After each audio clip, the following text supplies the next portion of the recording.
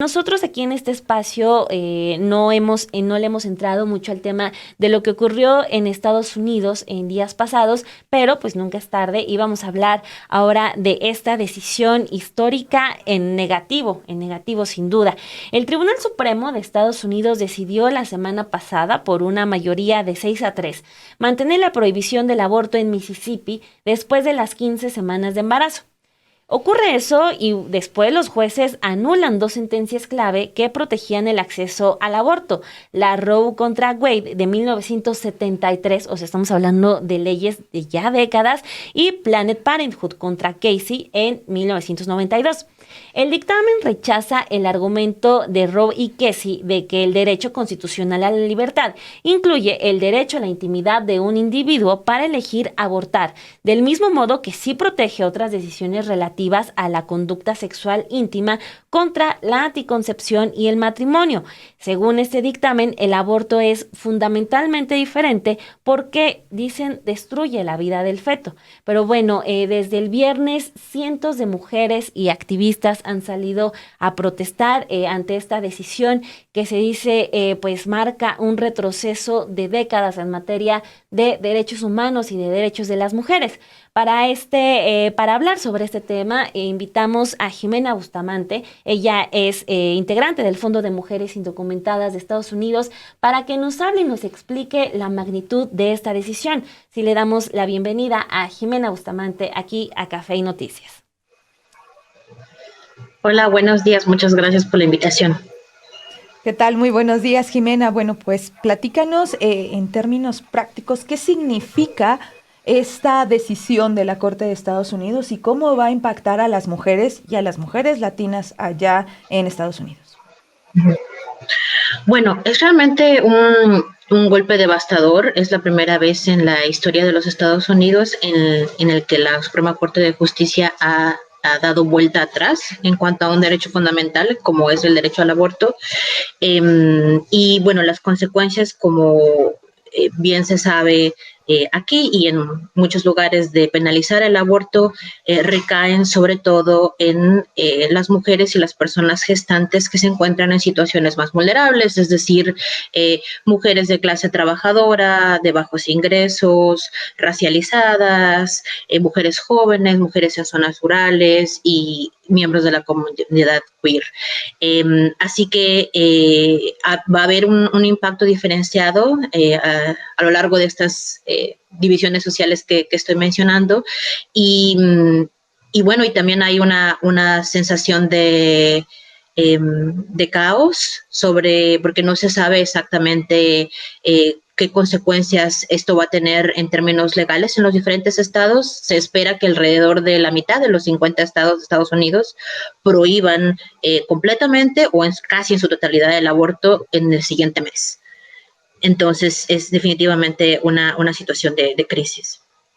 Exacto, porque lo que ha salido de la información en los últimos días es que esto solo es el inicio para toda una ola que va a echar para atrás muchos de estos derechos. Pero como nos decías tú, Jimena, pues una penalización de estos derechos no significa que las mujeres vayan a dejar de ejercer sus derechos. Y también sobre esto salió que inició una pues nueva etapa de organización para garantizar a las mujeres la interrupción del embarazo. ¿Qué nos puedes contar tú de esto que se viene y de esta organización que ya inició a darse? Bueno, la cuestión es que esta resolución es una resolución anunciada, es decir, es un golpe tremendo, pero es algo que se veía venir durante ya mucho tiempo. El impacto, como les decía, va a ser muy diferenciado.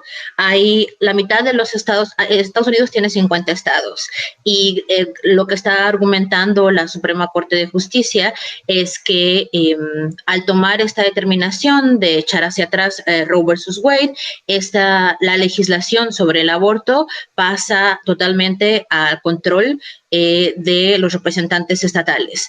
Entonces, lo que eso implica es de que vamos a tener como un sistema de dos niveles, por ponerlo de manera muy, muy simplificada, aunque es algo que ya durante años se ha ido construyendo de esa manera, porque aunque el aborto haya sido legal, en muchos estados era prácticamente inaccesible. Entonces vamos a tener que alrededor de 25 estados en Estados Unidos van a prohibir completamente el aborto y el resto de los otros 25 van a tener estatutos diferentes. Hay algunos en los que el aborto ha sido protegido a nivel constitucional y otros en los que no solo ha sido protegido, sino que se están pasando una serie de leyes para expandir el acceso. Entonces, los procesos organizativos que mencionas, precisamente porque esta resolución era ya esperada, han empezado desde tiempo atrás y gran parte de lo que se está haciendo es dilucidar cómo en los estados donde el derecho está protegido, cuáles van a ser las consecuencias en términos de flujo de personas de otros estados, porque lo que se espera es que va a haber viajes, y también cuáles van a ser las consecuencias legales para la gente, para los proveedores en los estados en los que el aborto va a ser legal, porque si bien en ese estado va a ser legal, si una persona viaja desde un estado donde es ilegal, ¿cuáles van a ser las consecuencias para los proveedores, por ejemplo? Es una de las cosas que se está en estos momentos gestionando y que aún es una moneda en el aire. Y también gran parte del proceso organizativo tiene que ver con movilización de fondos, porque incluso los estados donde se protege el derecho al aborto tienen un sistema de provisión de fondos que en mucha medida es insuficiente para proveer abortos a la gente que vive en ese estado. Entonces ahora lo que va a suceder es que no solo se van a tener que proveer abortos a la gente que vive en ese estado, sino a gente de muchos otros estados que va a estar viajando.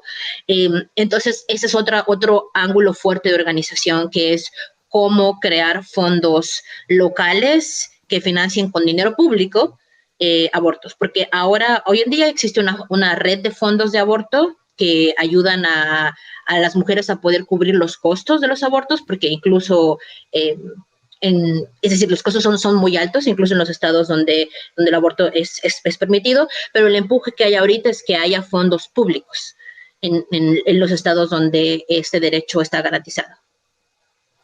Es muy importante lo que hablas acerca del flujo a raíz que se presenta cuando hay legislaciones prohibitivas.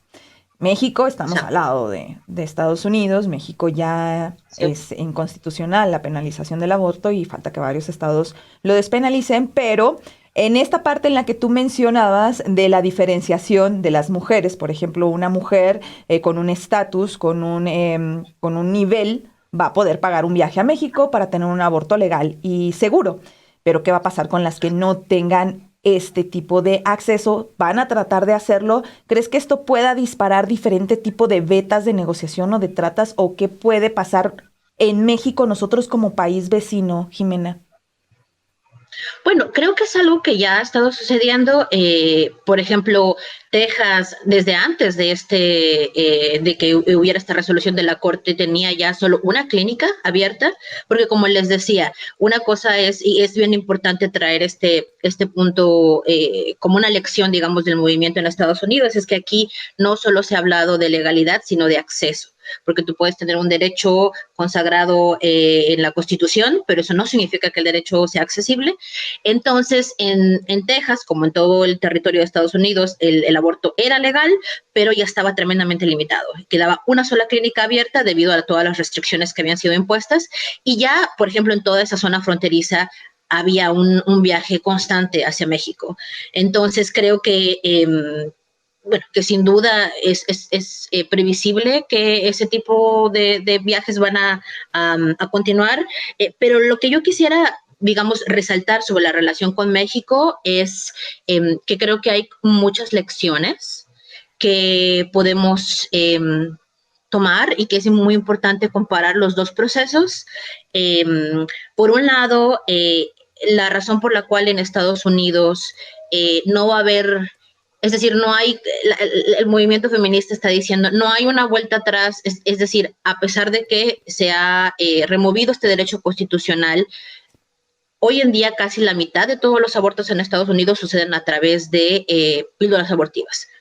Entonces, de hecho, la creación misma de la píldora abortiva y la experimentación alrededor de la píldora abortiva debe muchísimo al movimiento feminista en México y en América Latina, donde, como sabemos, la sustancia, aunque el aborto ha sido ilegal en gran parte del continente, las sustancias a través de las cuales se pueden utilizar para abortar han sido han estado disponibles. Entonces, eso ofrece como cierta protección, digamos, el hecho de que esté la píldora abortiva.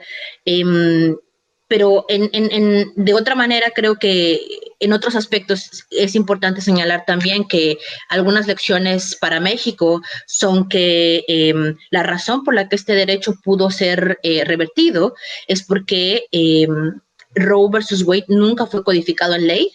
Era simplemente una resolución de la Suprema Corte y jamás se convirtió en una ley a nivel federal. Lo que nos demuestra, por ejemplo, que este tipo de transformaciones necesitan ser codificadas y protegidas porque si no son susceptibles a estos embates políticos. Y por otra parte, creo que otro punto de comparación súper importante con México tiene que ver con el papel de lo local. En México hemos visto que no ha habido una legislación federal, es decir, la Suprema Corte ha protegido el derecho, pero no hay una legislación federal y el avance se ha dado estado por estado, se ha dado a través de las localidades. Mientras que en Estados Unidos tenemos un escenario en el cual uno de los argumentos que está dando la Corte es, como les decía, esto es una cosa que tienen que legislar los estados y el problema ahí es que pues durante décadas la derecha, el Partido Republicano, ha estado construyendo bases a nivel local, mientras que los demócratas se han dormido en sus laureles, digamos, y como yo les había comentado en algún otro momento, no hay un movimiento feminista de base enraizado localmente, y eso tiene como consecuencia que transferir estas decisiones a los estados, en la mayoría de ellos, vaya a resultar en un escenario de acceso, pues, prácticamente nulo y de incluso de criminalización de quienes se hagan abortos y también de quienes faciliten los abortos. Exacto, Jimena. Por último, regálanos un comentario aquí al auditorio de Café y Noticias, porque pues la noticia del viernes impactó a todo el mundo al tratarse de una decisión en el país de las libertades, como se le conoce a Estados Unidos. Pues, ¿cuál es tu sensación? ¿Cuál es el sentir de las mujeres allá frente a esta posición que nos recuerda que pues los derechos de las mujeres no están garantizados de por vida y que parece que hay que estar luchando y cuidándolos permanentemente? Sí, bueno, hay todo tipo de reacciones, pero como les decía, lo más interesante es que esto era algo esperado. Y la pregunta que muchas tenemos es ¿por qué el establecimiento demócrata no hizo nada al respecto? Es decir, durante años el argumento que se ha dado es que la gente tenía que votar por los demócratas para mantener un equilibrio en la Suprema Corte y que esa era la manera de defender no solo este derecho, sino muchos otros derechos, es decir, votar para mantener la facultad de una institución oligárquica y su facultad de decidir sobre nuestras vidas, esa era la manera. Y ahora que claramente la Corte está balanceada hacia la derecha, el argumento ha sido hay que votar a los demócratas y este asunto se está convirtiendo, los demócratas lo están convirtiendo en un grito de batalla, dado la impopularidad del gobierno de Biden. Entonces creo que para muchas mujeres que estamos en el proceso de construir un feminismo de base en este país, la sensación es de que ha habido una traición. Es decir, no solo hay un embate de la extrema derecha, sino que, como tú dices, no solo es que tengamos que seguir defendiendo los derechos, pero también cuál es el proceso para hacer esto. Y hay me parece una convicción cada vez más extendida que para hacer esto el camino no es necesariamente electoral y mucho menos votar a los demócratas, sino que requiere organización feminista de base, local y translocal, en la que diferentes localidades estén compartiendo prácticas, conocimientos o, como estábamos diciendo hace un momento, toda este cruce de información y de conocimientos entre diferentes localidades en México y en Estados Unidos. Entonces creo que hay una sensación de que el establecimiento demócrata y el feminismo neoliberal ha abandonado, digamos, la causa de las mujeres y que se requiere una revitalización de un movimiento que esté dispuesto a ir a la ofensiva y no solo a la defensiva. Jimena, pero en términos realistas, en Estados Unidos, Sí. ¿quiénes, o sea, ¿cuáles grupos se concentran o aglomeran más? ¿Este feminismo neoliberal del que ya nos has platicado? ¿O qué tan fuerte está el feminismo de base? Es decir, ¿cuál de los dos es más fuerte para, pues, al menos tener una idea de cuáles son las expectativas y las probabilidades? Pues es que en realidad no hay un feminismo de base y la razón por la que no lo hay es que ha habido décadas de manera muy deliberada de forjar un feminismo que esté centrado solo en las élites y de vender una narrativa en la cual el avance de todas las mujeres se ve reflejado en que haya unas cuantas mujeres en el poder, sin importar su inclinación política. Entonces figuras como Hillary Clinton o Kamala Harris o incluso la ex miembro de la Suprema Corte, Ruth Ginsburg, esos han sido como los referentes de lo que es el movimiento feminista. Y la apuesta siempre ha sido, si tenemos a esas mujeres allá en el poder, los derechos van a estar garantizados. Y justamente creo que ahora hay una sensación de malestar y de una necesidad de reconstruir un movimiento de base que existió aquí en los años 60 y 70, pero que creo que fue, como les decía, desmantelado de manera como bastante intencional. Y pues esa es creo que es la apuesta ahora. Para los demócratas la apuesta es utilizar esta situación para seguir, digamos, vendiendo la misma marca de feminismo y para ganar las elecciones, para tener un asunto político que les permita empujar una presidencia que está en total declive, como la de Biden, pero para otro sector de la población y para mujeres que nos encontramos luchando en frentes pues marginalizados y exprimidos y explotados, para nosotras la apuesta es que necesitamos construir un movimiento de base que pueda dar una pelea más allá de tratar de empujar mujeres en posiciones de poder.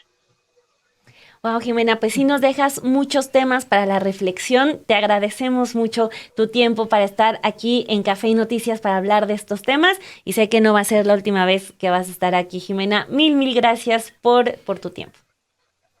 No, y les agradezco mucho que estén cubriendo este tipo de temas y espero que podamos seguir teniendo conversaciones sobre movimiento feminista translocal en este espacio. Claro, porque es muy necesario. Muchísimas gracias, Jimena. Bueno, pues...